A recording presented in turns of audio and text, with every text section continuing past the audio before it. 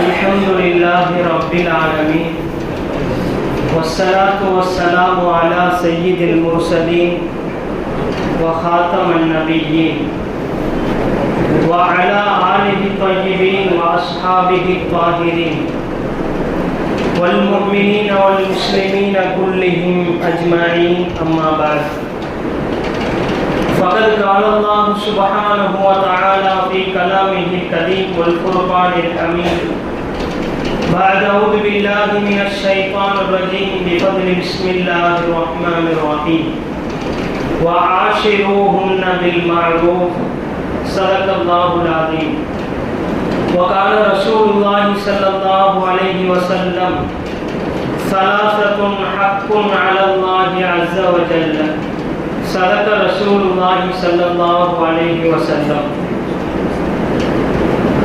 எல்லா புகழும் அல்லாஹ் ஜல்ல ஷானஹு தஆலா ஒருவனுக்கே உரித்தாகுமாக. மேலும் அருமை நாயகம் முஹம்மது ரசூலுல்லாஹ் ஸல்லல்லாஹு அலைஹி வஸல்லம் அவர்கள் மீதும் அன்னாரின் பாக்கியத்தான உம்மத்தார்கள் அனைவர்கள் மீதும் அல்லாஹ்வின் சாந்தியும் சமாதானமும் என்றென்றும் நின்று நிலவட்டுமாக. ஆமீன். கண்ணியமிக்க அல்லாஹ்வின் நல்லடியார்களே, நாம் அனைவரும் ஒரு புனிதமிக்க நிக்காஹ் மஜ்லிஸிலே நாம் அமர்ந்திருக்கின்றோம். மணமகன் மணமகள் இரு தரப்பான வீட்டுகளிலும் வருகை தந்திருக்கின்ற அனைவர்களையும் மற்றும் நிர்வாகிகள் ஊர் ஜமாத்தார்கள் அனைவருக்கும் ஆரம்பமான அஸ்ஸலாமு அலைக்கும் வரஹ்மத்துல்லாஹி வபரகாத்துஹு. கண்ணியத்திற்குரிய அல்லாஹ்வின் நல்லடியார்களே, பெருவாக நிக்காஹ் மஜ்லிஸில் நடக்கப்படுகின்ற வாழ்த்துறைகளும் அங்கு பேசப்படுகின்ற பேச்சுகள் எல்லாம் பெரும்பாலும் சடங்குகள் போன்று ஆகிவிடுவதுண்டு. ஆனால் காரணம் என்னவென்றால், நிக்காஹிலே பொதுவாக சலசலப்பும் அதிகமான சவுண்டுகளும் அதிகமாக இருந்து கொண்டிருக்கின்ற நேரத்தில் பயான் அங்கு ஒரு 4 செய்திகளை சொல்வதென்றால் மிகவும் சிரமமான ஒரு காரியமாக போய்விடுவதுண்டு. ஆனால் அந்த நிலையெல்லாம் இங்கு இல்லை என்ற காரணத்தினால் ஒரு 4 செய்திகளை உங்களுக்கு காதிலே போட்டுவிட்டு நான் என்னுடைய வார்த்தைகளை நிறைவு செய்வேன். எல்லா நிக்காஹிலும் ஒவ்வொரு விதமாக பேச சொல்வார்கள். நிக்காஹினுடைய தஃப்தர் இன்னும் வரவில்லை, வருவது வர வரையும் நீங்கள் கொஞ்ச நேரம் ஏதாவது பேசுங்கள் என்பார்கள். சிலர் பெண் வீட்டார்கள் இன்னும் வரவில்லை, அதனால் இன்னும் வர வரையும் பேசுங்கள் என்பார்கள். ஆனால் இன்னும் சில இடங்களில் பெண்ணிடத்திலே கையெழுத்து வாங்குவதற்காக சென்றிருக்கிறார்கள், வரவரையும் பேசுங்கள் என்பார்கள். அதனால் அவர்கள் வரவரையும் நாம் ஏதாவது சில செய்திகளை பேசுவது வேறு வழி இல்லாமல் பேசித்தான் ஆக வேண்டும். அவர்கள் வந்ததோடு நான் என்னுடைய வார்த்தைகளை நிறைவு செய்து விடுவேன். அல்லாஹ் ஜல்ல ஷானஹு தஆலா திருமணத்தை பற்றி குறிப்பிடுகின்ற பொழுது அவனுடைய அத்தாட்சி என்கின்றான். வமின் ஆயாத்திஹி, அது அல்லாஹ்வுடைய அத்தாட்சி என்கின்றான். அப்படி என்றால் திருமணம் என்பது அல்லாஹ்வுடைய அத்தாட்சி. அந்த வரிசையிலே குர்ஆனிலே குறிப்பிடுகின்ற பொழுது வானங்களை நாம் பிரம்மாண்டமாக படைத்திருக்கின்றோம். அந்த வானங்களை நாம் பிரம்மாண்டமாக படைத்திருப்பது என்பது அல்லாஹ்வுடைய அத்தாட்சி என்பது எந்தவித மாற்று கருத்தும் இல்லை. அந்த தொடரிலே அல்லாஹ் திருமணத்தை பற்றி பேசுகின்ற பொழுது அதுவும் திருமணத்தையும் அல்லாஹ்வுடைய அத்தாட்சி என்கின்றான். ஆனால் நாயகம் ஸல்லல்லாஹு அலைஹி வஸல்லம் அவர்கள் இது சுன்னத்துன் முஅக்கதத்துன், இது சுன்னத்தான ஒரு காரியம் என்கிறார்கள். அதுவும் சாதாரணமான சுன்னத் அல்ல. இந்த சுன்னத்தை பற்றி உலமாக்கள் எழுதுகின்ற பொழுது, இமாம்கள் இந்த சுன்னத்துக்கு விளக்கம் தருகின்ற பொழுது, சுன்னத்தும் முஅக்கதத்துன் லிமன் கதர ஜிமாயின் அலா நஃபகத்தின், யாருக்கு அந்த திருமணத்தின் தாம்பத்தியத்தில் ஈடுபடக்கூடிய அந்த சக்தியும் ஆண்மையும் செலவழிக்கக்கூடிய அந்த சக்தியும் இருப்பவருக்கு அந்த திருமணத்தை செய்வது என்பது அவருக்கு ஒரு சக்தி வாய்ந்த வலியுறுத்தப்பட்ட சுன்னத் என்கின்றார்கள் நாயகம் ஸல்லல்லாஹு அலைஹி வஸல்லம் அவர்கள். கண்ணியத்திற்குரிய அல்லாஹ்வின் நல்லடியார்களே, அல்லாஹ் இந்த திருமணத்தை அத்தாட்சி என்கின்றான். நாயகம் ஸல்லல்லாஹு அலைஹி வஸல்லம் அவர்கள் இந்த திருமணத்தை சுன்னத் என்பதாக குறிப்பிடுகின்றார்கள். கண்ணியத்திற்குரிய அல்லாஹ்வின் நல்லடியார்களே, நாம் பொதுவாக இந்த திருமண வாழ்க்கை என்பது, இந்த திருமணத்திலே நான் இணைகின்ற எல்லா தம்பதியினரும், அதில் இணைகின்ற எல்லா மணமக்களும் புதிய தம்பதிகளும் தன்னை இணைத்துக் கொள்கின்ற பொழுது அந்த திருமண வாழ்க்கை என்பது சந்தோஷமாக அமைய வேண்டும், மகிழ்ச்சிகரமானதாக இருக்க வேண்டும் என்று எல்லா தம்பதியினரும் ஆசைப்படுவது உண்டு. ஆனால் அந்த ஆசைப்படுவதற்கு காரணம் என்னவென்றால், அந்த ஆசை நடைபெற வேண்டும் என்றால் நமக்கு நாயகம் ஸல்லல்லாஹு அலைஹி வஸல்லம் அவர்களுடைய அந்த இல்லற வாழ்க்கையை நாம் எடுத்து நடந்தால் நிச்சயமாக அது போன்று நாம் இன்பமானதாக சந்தோஷமானதாக நம்முடைய திருமண வாழ்க்கை என்பது அமையும். கண்ணியத்திற்குரிய அல்லாஹ்வின் நல்லடியார்களே, நாயகம் ஸல்லல்லாஹு அலைஹி வஸல்லம் அவர்கள் மிகப்பெரிய ஒரு தலைவர், ஈருலக தலைவர். அவர்கள் இந்த உம்மத்திற்கு வழிகாட்டாத எந்த ஒரு விஷயமும் இல்லை. அந்த அளவிற்கு சொல்லும் அளவிற்கு நாயகம் ஸல்லல்லாஹு அலைஹி வஸல்லம் அவர்கள் எல்லா விஷயத்திலும் முன்மாதிரியாக வாழ்ந்து காட்டி சென்றவர்கள் தான் நமது தலைவர் நபிகள் நாயகம் ஸல்லல்லாஹு அலைஹி வஸல்லம் அவர்கள். ஆனால் இந்த உலக தலைவர்கள் எல்லாம் எல்லாவற்றிலும் அவர்கள் சிறந்தவர்களாக இருப்பார்கள். ஆனால் சற்று இல்லறத்தை பார்த்தால், தன்னுடைய வீட்டு வாழ்க்கையை பார்த்தால் சற்று சந்தேகம் வரும் அளவுக்கு அவர்கள் வெளியே சொல்லிக்கொள்ள முடியாத அளவிற்கு அவருடைய இல்லற வாழ்க்கை இருக்கும். ஆனால் நாயகம் ஸல்லல்லாஹு அலைஹி வஸல்லம் அவர்களுடைய இல்லற வாழ்க்கையை முழுவதுமாக நமது ஹதீஸ்களிலும் நபிமொழிகளிலும் பார்க்கின்ற பொழுது அவருடைய இல்லற வாழ்க்கை மிகவும் வெளிச்சமானதாக நமக்கு வழிகாட்டி கொண்டிருக்கின்றது.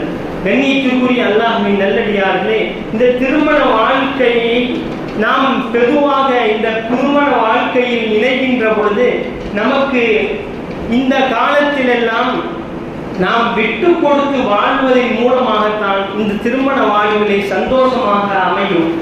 இது புதுமண தம்பதிகளுக்கு மட்டுமல்ல, எல்லோருக்குமான செய்தி என்னவென்றால், இந்த திருமண வாழ்விலே கணவனும் மனைவியும் அவர்களை சந்தோஷமாக இருக்க வேண்டும். கணவன் ஒரு மனைவிக்கு சந்தோஷத்தை, இன்பத்தை தர வேண்டும் என்றால் ஒருவருக்கொருவர் இறங்கி போய் வருவதும், அவர்களுடைய வாழ்க்கையில் நடக்கும் விஷயங்களிலே விட்டு கொடுத்து வாழ்வதன் மூலமாகத்தான் நாம் சந்தோஷத்தை, நாம் இன்பமாக வாழ முடியும்.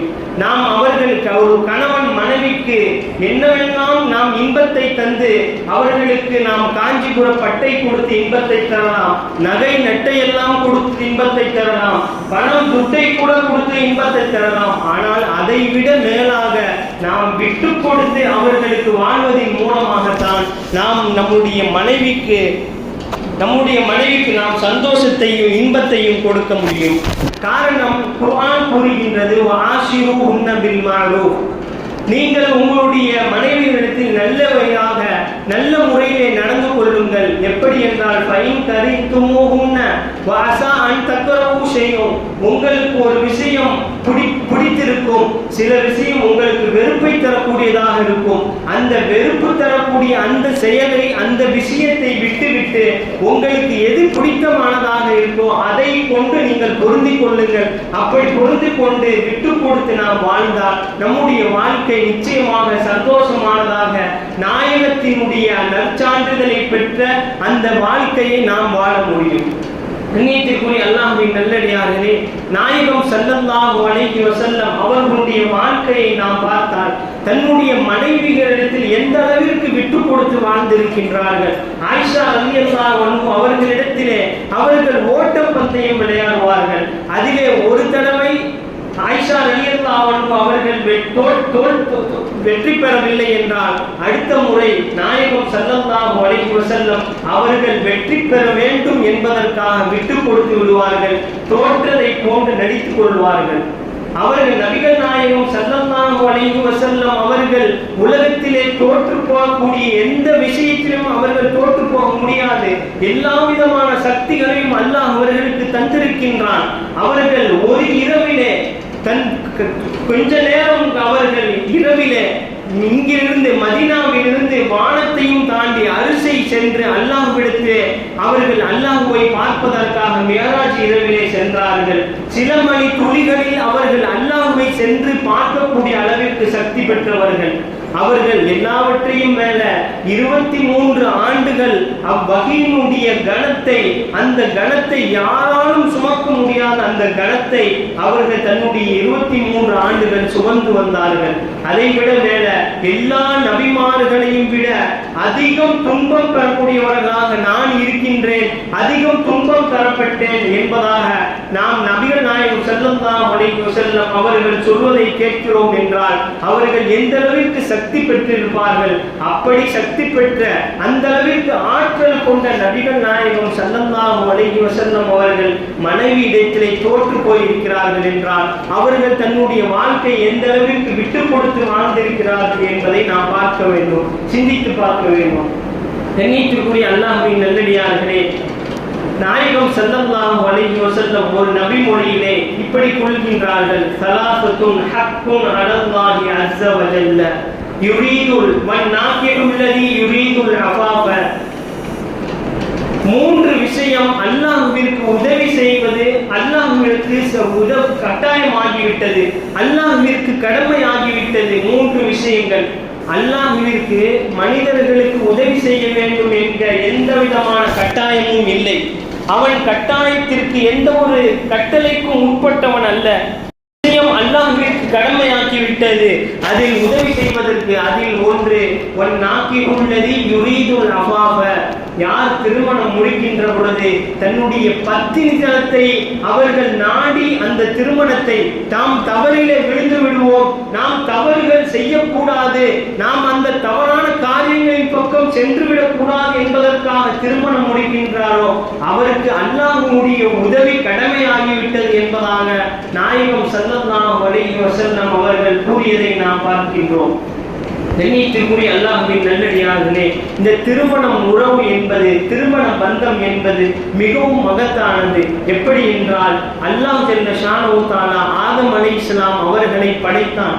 படைத்தது அவர்களுக்கு ஒரு துணை வேண்டும், அவர்கள் தன்னுக்கு நிம்மதியாக இருக்க வேண்டும், தோள் கொடுத்து ஒரு உறவு வேண்டும் என்பதற்காக ஹவ்வா அலைஹிஸ்ஸலாம் அவர்களை படைத்தான். ஹவ்வா அலைஹிஸ்ஸலாம் அவர்களை படைத்த பொழுது நாம் அதிலிருந்து நாம் சிந்திக்கின்றோம், அல்லாஹ் ஜல்ல ஷானஹு தஆலா உலகிலே முதலாக ஒரு உறவை அல்லாஹ் ஏற்படுத்தினான் என்றால் அது திருமண உறவு தான். அந்த திருமண உறவை தான் அல்லாஹ் ஜல்ல ஷானஹு தஆலா முதல் முறையாக இந்த உலகத்திலே படைத்திருக்கிறான் என்றால் அந்த உறவு எப்படி மகத்தானது, எவ்வளவு கண்ணியமானது என்பதை நாம் சிந்தித்து பார்க்க வேண்டும். கண்ணியத்திற்குரிய அல்லாஹ்வின் நல்லடியார்களே, நாம் நாயகம் ஸல்லல்லாஹு அலைஹி வஸல்லம் அவர்களுடைய இல்லத்திலே பார்க்கின்றோம். அவர்கள் எந்த அளவிற்கு மனைவிகளிடத்திலே விட்டு கொடுத்து அவர்கள் வாழ்ந்தார்கள். அது மட்டுமல்ல, எல்லா மனைவிகளுக்கும் அவர்கள் சிறந்தவர்களாக வாழ்ந்தார்கள் என்று அவர்கள் சொல்கிறார்கள் என்றால் எந்த அளவிற்கு அவர்கள் தன்னுடைய வாழ்க்கையை, திருமண வாழ்க்கையை அவர்கள் நடந்து வந்தார்கள் என்பதை நாம் சிந்திக்க கடமைப்பட்டிருக்கின்றோம். நபி ஸல்லல்லாஹு அலைஹி வஸல்லம் அவர்கள் சபையிலே உட்கார்ந்திருக்கின்ற பொழுது, அமர்ந்திருக்கின்ற பொழுது ஒரு நபி தோழர், யா ரசூலல்லாஹ் ஐயுன் நாஸி அஃதலு இலைக்க, உங்களுக்கு எல்லாவற்றையும் விட உங்களுக்கு யார் மிகவும் பிடித்தமாக உங்களுக்கு பிடிக்கும் என்று கேட்கும் பொழுது, யார் சிறந்தவர் என்று கேட்கின்ற பொழுது அவர்கள் வெளிப்படையாக சொன்னார்கள், ஆயிஷா ரலியல்லாஹு அன்ஹா. அதற்கடுத்து உங்களுக்கு யார் பிடிக்கும் என்று கேட்கின்ற பொழுது உங்களுடைய தந்தை, அவருடைய தந்தை அபூபக்கர் ரலியல்லாஹு அன்ஹு அவர்கள், அவர்களுடைய மாமனார். அப்படி நாம் நாயகம் ஸல்லல்லாஹு அலைஹி வஸல்லம் அவர்கள் யாரை அதிகமாக உலகத்திலே பிடிக்கும் என்று கேட்டால் அவர்கள் தன்னை மனைவியை வெளிப்படையாக சொல்கிறார்கள் என்றால், நாம் இந்த காலத்திலே வாழ்கின்ற பொழுது நாம் மனைவியை நாம் அதிகமாக நேசிக்கக்கூடியவர்கள், நமக்கு மனைவியை அதிகமாக பிடிக்கும் என்று நாம் வெளிப்படையாக சொல்லிவிட முடியுமா? அப்படி சொல்லிவிட்டால் ஏதாவது பேசிக் கொள்வார்களே என்று நாம் நினைத்து அப்படியே உண்மையாக நாம் மனைவியை நேசிப்பவர்களாக இருந்தாலும் அப்படி வெளிப்படையாக சொல்ல முடியாது. காரணம், நாம் இந்த உலகிலே அவர்கள் அதன் மூலமாக ஏதாவது பேசிக்கொண்டு நமக்கு மத்தியிலே அவர்கள் அதற்கிடையிலே சண்டைகளை ஏற்பட்டு முனைந்து விடுவார்கள். அதனால் நாம் அதை சொல்வதற்கு நாம் முனைப்பு காட்ட மாட்டோம். கண்ணியத்திற்குரிய அல்லாஹ்வின் நல்லடியார்களே, நாம் மனைவி இடத்தில் சிறந்தவர்களாக இருக்க வேண்டும். முற்காலத்தில் எல்லாம், ஒரே காலத்தில் எல்லாம் 50-60 வருடங்களுக்கு முன்பெல்லாம் கணவர்கள் மனைவிகள் இந்த இரு மத்தியிலே அவர்களுக்கு மத்தியில் இருக்கின்ற உறவு, அவர்கள் கணவனுக்கு முழுமையாக கட்டுப்பட்டு நடந்தவர்களாக மனைவிகள் இருந்தார்கள். ஆனால் அப்படியே அதற்கு நேர் மாற்றமாக இந்த 2020க்கு பிறகு 2000க்கு பிறகு ஆனால் அதிகமாக நாம் கேள்விப்படுகின்ற முறையிலே நாம் பார்த்தால் அதிகமாக மனைவிகளுடைய பேச்சை தான் கணவன்மார்கள் கேட்கிறார்கள் என்று நேர்மறையாக அப்படியே மாறிவிட்டது என்பதை நாம் மறுக்க முடியாது. கண்ணியத்திற்குரிய அல்லாஹ்வின் நல்லடியார்களே, நாம் அல்லாஹ்விடத்திலே சிறந்த வாழ்க்கையை வாழ வேண்டும். நாம் பத்திரித்தனத்தோடு நாம் நம்முடைய வாழ்க்கையை நடத்த வேண்டும் என்றால் நாம் அல்லாஹ்வும் சொன்ன பிரகாரம், அல்லாஹ் எப்படி அல்லாஹ் ஜல்லஷானஹு தஆலா இந்த ஆஷிரூஹுன்ன பில் மஅரூஃப், உங்களுடைய மனைவிகளிடத்திலே நீங்கள் நல்ல முறையிலே நடந்து கொள்ளுங்கள். அவர்களிடத்திலே ஒரு குணம் பிடிக்கவில்லை என்றாலும் ஒரு குணத்தை வைத்து நீங்கள் அதை போதுமாக்கிக் கொள்ளுங்கள். அதன் மூலமாக நீங்கள் உங்களுடைய வாழ்க்கையை நடத்துங்கள் என்று சொன்னால், அப்படிப்பட்ட அந்த வாழ்க்கையை நாம் வாழ்ந்தால் தான் நம்முடைய அந்த திருமணத்தில் இணைகின்ற அந்த புதிய வாழ்க்கை நமக்கு சந்தோஷமானதாக இன்பம் தரக்கூடியதாக நமக்கு இருக்கும். கண்ணியத்திற்குரிய அல்லாஹ்வின் நல்லடியார்களே, நாம் நபி ஸல்லல்லாஹு அலைஹி வஸல்லம் அவர்களுடைய வாழ்க்கை முழுவதும் பார்த்தால் அவர்கள் கடைசி காலம் வரை, நாயகத்தினுடைய கடைசி காலம் வரை கதீஜா ரலியல்லாஹு அன்ஹா அவர்கள் பிரியப்பட்டார்கள் என்பதை நாம் நபிமொழியிலே பார்க்கின்றோம். கதீஜா ரலியல்லாஹு அன்ஹா அவர்கள் வயதானதற்கு பின்பும் அவர்களை நேசிக்கக்கூடியவர்களாக, பிள்ளையெல்லாம் பெற்றெடுத்ததற்கு பின்னாலும் அவர்கள் கதீஜா ரலியல்லாஹு அன்ஹா அவர்களை, தன்னுடைய மனைவியை, ஏன் அவர்கள் இறந்ததற்கு பின்னாலும் அவர்களை கதீஜா கதீஜா என்று அடிக்கடி நினைவு கூறிக்கொண்டே இருக்கும் அளவிற்கு மனைவிகளுக்கு பிரியமாக இருந்தார்கள். இந்த கதீஜா ரலியல்லாஹு அன்ஹா அவர்களை பிரியப்படுகின்ற அந்த விஷயத்தை பற்றி குறிப்பிடுகின்ற பொழுது நாயகம் ஸல்லல்லாஹு அலைஹி வஸல்லம் சொன்னார்கள், ருஸிக்து ஹுப்பஹா, கதீஜாவுடைய பிரியத்தை அல்லாஹ் ஜல்லஷானஹு தஆலா எனக்கு ரிஸ்காக வழங்கி இருக்கின்றான் என்பதாக நாயகம் ஸல்லல்லாஹு அலைஹி வஸல்லம் அவர்கள் சொல்கிறார்கள் என்றால் அவருடைய இல்லறம், அவருடைய வாழ்க்கை எந்த அளவிற்கு இருக்கிறது என்பதை நாம் சிந்தித்து பார்க்க வேண்டும். கண்ணியத்திற்குரிய அல்லாஹ்வின் நல்லடியார்களே, இந்த மணமகனும் புதிய இல்லறத்தில் வாழ்கின்ற இணைகின்ற இந்த நேரத்தில் அவர்கள் தன்னுடைய மனைவியிடத்தில் ஒருவருக்கொருவர், கணவனுக்கு மனைவியும் மனைவிக்கு கணவனும் விட்டு கொடுத்து அவர்களுக்கு மத்தியில் தோல்வியை ஏற்படுத்தி அந்த வாழ்க்கையில விட்டு கொடுத்து நாயகத்தின் இல்லறம் பிரகாரம் நாம் வாழ்ந்தால், நம்முடைய வாழ்க்கையை நாம் நடத்தி வந்தால் நிச்சயமாக இன்பகரமானதாக அல்லாஹ்வினுடைய இறை நெருக்கத்தை பெறக்கூடிய தம்பதிகளாக நிச்சயமாக ஆகக்கூடும். அல்லாஹ் ஜல்லஷானஹு தஆலா நம் அனைவர்களையும் அல்லாஹ்வினுடைய பிரியத்தை பெறக்கூடிய பாக்கியத்தையும், அல்லாஹ்வையும் அல்லாஹ்வின் தூதரை பிரியப்படக்கூடிய தம்பதிகளாக, மனைவி மக்களாக, மூமின்களாக அல்லாஹ் ஜல்லஷானஹு தஆலா நம் அனைவரையும் ஆக்கி அருள் புரிவானாக. ஆமீன். வாஹிர் தஅவானா அல்ஹம்துலில்லாஹி ரப்பில் ஆலமீன். அஸ்ஸலாமு அலைக்கும் வரஹ்மத்துல்லாஹி வபரகாத்துஹு.